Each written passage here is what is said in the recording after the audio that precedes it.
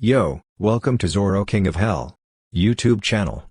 Today, we're diving into the mind of the ultimate strategist, Ayanokoji Kiyotaka from Classroom of the Elite. Cold, calculating, and always 3 steps ahead, this guy plays the game like no other. What's his deal? What's his philosophy? Stick around, we're breaking it all down. And don't forget to slice that subscribe button if you're ready for more. Let's go. Mastering introversion and emotional control. Ayanokoji is the definition of an introvert. He keeps his distance from others, avoids unnecessary interactions, and doesn't show much emotion. Here we can learn from him how to control our emotions and stay calm in any situations. Never lets your feelings dictate your actions, and this emotional control gives you an edge over others. Learn to pause and think before reacting, especially when faced with stressful or challenging situations. Developing emotional discipline can help you make smarter decisions, avoid unnecessary conflicts, and maintain a calm mindset, even when the world around you is chaotic. Don't try to be the center of attraction, always be behind everything, hide in the shadows. How to do? Practice mindfulness. Meditation or mindfulness exercises can help you detach from immediate emotional responses. Emotional awareness. Learn to recognize your emotions without letting them dictate your actions. Second, developing strategic intelligence. Intelligence isn't just about raw knowledge, it's about strategy and using your mind in practical ways to achieve your goals. Whether it's planning several moves ahead or reading people's intentions, start by observing everything and thinking more critically about your decisions. Break down situations from different angles, and plan not just for today, but for the long term. Try to see the bigger picture, and don't just focus on short-term goals. Cultivating this strategic mindset can help you solve problems more effectively and make decisions that lead to long-term success.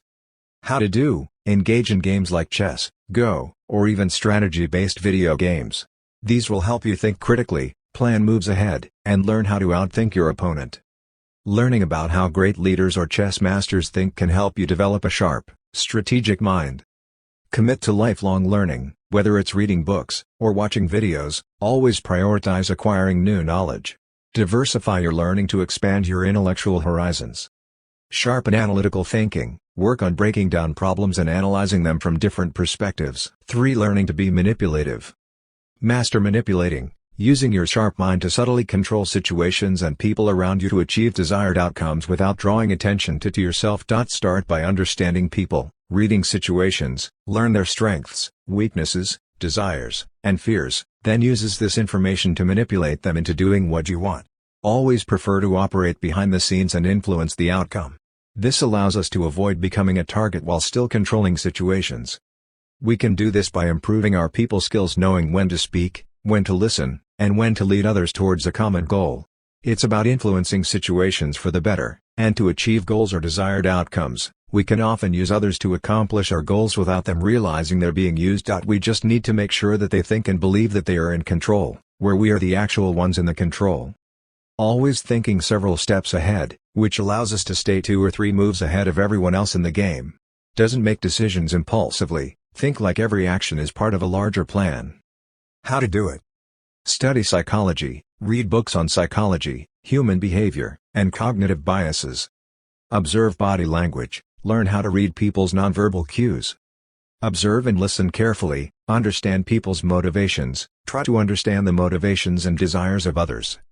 Adapt to situations. 4. Personal code, detachment from others. Intentionally avoids forming emotional bonds with others, whether they're friendships or romantic relationships.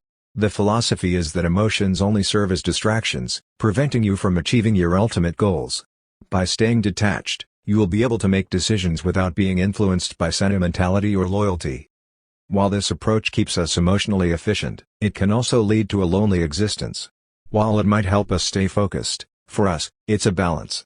We need to figure out when to keep our distance and when to let our emotions guide us. How to do?